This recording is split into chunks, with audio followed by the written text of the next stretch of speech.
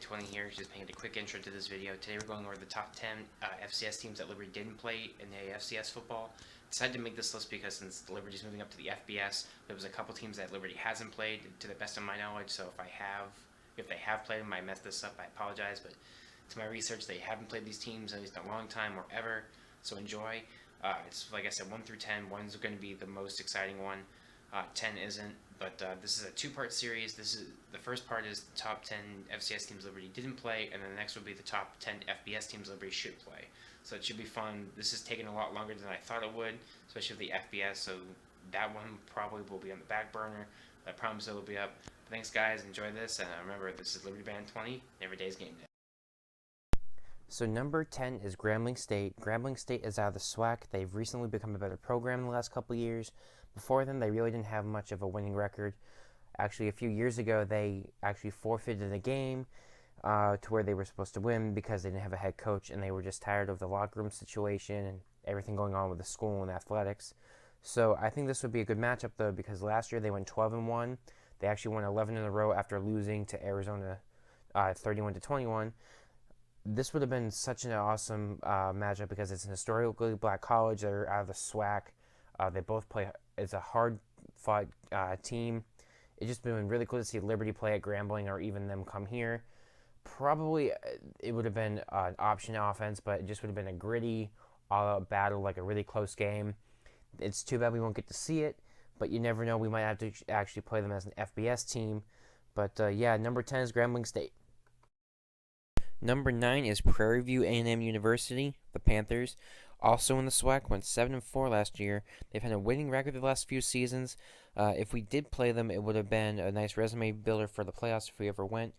Prairie View A&M has been really good the last few years. I've actually seen them play once or twice, and I've actually kept an eye on them because they seem to do consistently well. I was really surprised that they never, ever played Liberty, because it just would have been something awesome to see. It's one of those teams where like, hey, look at us, we're good. But we never seemed to really chose teams back in the day that were really good that we could have beat, so to speak. Like we chose, hey, we could win this game, or we choose a game that we could win. Prairie View A&M University just would have been an awesome game to see. It's unfortunate we haven't played them at all. It would again it would have been a great game, probably a classic to see. But we'll never know because we're moving out of the FCS. Number 8 is the University of Delaware. They're from the CAA. They went 4-7 last year, and their last winning season was in 2014 when they went 6-6. Now I know some of you are asking why did I put them higher at 8 over Grambling State and Prairie View A&M. Well, the reason is because their new head coach is Danny Rocco. He's our former head coach. He also went to Richmond. The reason I think this would be a good game is it would be nice to get revenge on him for him leaving. He was a good coach. There was really no hard feelings. He just came in after going to Richmond, and actually ended up losing against Richmond. But facing another CAA team would be another amazing thing because the CAA is probably one of the best conferences in the FCS because now they have JMU, who's the national champion. Stony Brook went there. They've kind of gone down a little bit, but they have UMaine, William & Mary, Richmond, like I said, a bunch of other teams. It's a pretty stacked conference. It just would have been nice to see the Big South versus the CAA one last time. The Blue Hens are actually probably up on the rise because they actually did win a national title in the last 12 years, I think it is. So they have had success. It's just now it's time for a new change. So I think it would have been awesome to see Danny Rocco come back to Liberty one last time as the head coach of Delaware and not be in Virginia. But it won't happen, obviously, but I just think it would have been a great matchup to see. So number 7 is Bethune-Cookman. They are out of the MEAC. They went 4-6 last season. They mostly have winning seasons, made the playoffs in the last 4 years. This would be a classic game to see because most of the time this team has had an amazing offense. 10-plus wins a couple seasons, or at least 8 or 9. It would be hard fought because they are such a grinding team if you look at their records, especially the scores in most of their games. It would just be awesome to play a team with consistent winning records besides this season. Number 6 is Sam Houston State out of the Southland Conference. They made the playoffs the last 4 seasons. They went 12-0 last year. They were actually the number 1 overall seed to the FCS playoffs. They ended up losing to JMU 65-7. They're another big team from Texas. A powerful offense. If you really look, they've scored between 50 to 60 points each of those games, minus the 7 points they scored against JMU. I think this would have been a good game to see if Liberty could probably stop their big passing offense, or at least just stop their offense. Or it could have been a big shootout, as we've seen the last couple games last season with Liberty with Buckshot. So we'll just have to see how it goes, but I think it'd just be a really good game in Texas and just be a really good game in general. Number 5 is McNeese State. They went 6-5 last year. This is the second team out of the Southland Conference that I've chosen. They always play tough games. 2014, they almost beat number 19 Nebraska. They ended up losing that game in overtime. It's in the great state of Louisiana. I think it'd be a great game to go see, especially in Louisiana, for some culture, to get Liberty maybe down there for recruiting aspect of it. But this would just be one of those tough games where it could go either way, and I would think it would be exciting. It wouldn't be a one-sided match, as most games are with Liberty, whether it's us or the other team. But they're just like us. They went 6-5 last year as well, like I've said before. But a team like that that's desperate to win would just make a great college football game.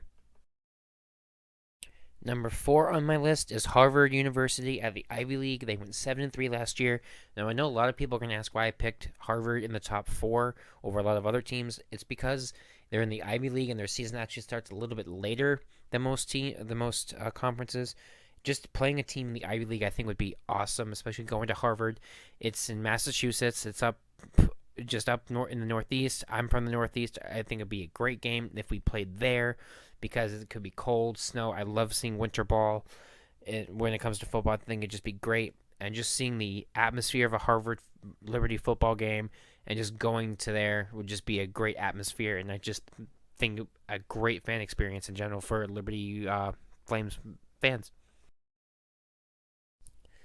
Number 3 is Eastern Washington University. They're out of the Big Sky Conference. Always play good teams in the FCS. They went 12-2 last season. They've actually beaten a couple FBS teams. They beat one last year in Washington State, and that's a pretty good win because Washington State ended up being a top 25 team. So any team that can beat an FBS team, I think would deserve to play. I think would be a really good game. Once again, really high-powered offense. It seems to be a lot of a trend in certain games. But I think Liberty could actually pull this one out. I just think this is another game we should be a home and home. Go there first, see a nice, awesome stadium, especially since their field is red, and then have them come here, just get different atmospheres. And I don't think we've ever played anyone in the state of Washington or the Big Sky in that regard, from my research. But I think having a former, semifinal playoff team come to Liberty would just be an amazing thing. Number 2 is the Citadel out of the Southern Conference. They went 10-2 last season. All the games that they played were close. They have made the playoffs the last 2 seasons, I believe. This would have been a thrilling game. They're also a triple option team. Their former head coach is actually at JMU and won the championship last year. So the fact that this team lost their head coach and still had a consistent winning year, I think is amazing. They've had 9 and 10 win seasons the last 2 seasons. It'd just be a thrilling game to see because Liberty always seems to play decently when it comes to triple option teams, but I think having another armed forces football team come to Liberty on Military Appreciation Day would just be good and amazing. And I think the Citadel would just be the perfect atmosphere. It's perfect team for that, because not only would it be good to celebrate Military Appreciation Day with military football players, but it would be an exciting game to watch as well, not just a blowout. And of course, number 1 is North Dakota State, the 5-time FCS champion out of the Missouri Valley Conference. They went 12-2 last season. They lost to JMU in the semifinals. The one reason I chose this is that it would have been awesome to take on the 5-time defending champion FCS football champions. Also, going to the Fargo Dome. Liberty has never been to the Fargo Dome, and I really, really wish Liberty could have gone there. I would have tried my hardest to go to see them play at the Fargo Dome. It is very unfortunate Liberty will not able to go to the Fargo Dome right now, but maybe, just maybe, North Dakota State will one day go up to FBS, and we can see that awesome game between North Dakota State and Liberty University. Hey guys, thanks for sticking around for this top 10 video. Thank you very much for watching. I hope you all enjoyed it, because I enjoyed making it. Like I said, part 2 is coming up very soon. Hopefully, it's the top 10 FBS teams that Liberty should play. Yeah, guys, thanks a lot. Until next time, this is Liberty Bandit 20, and every day is game day.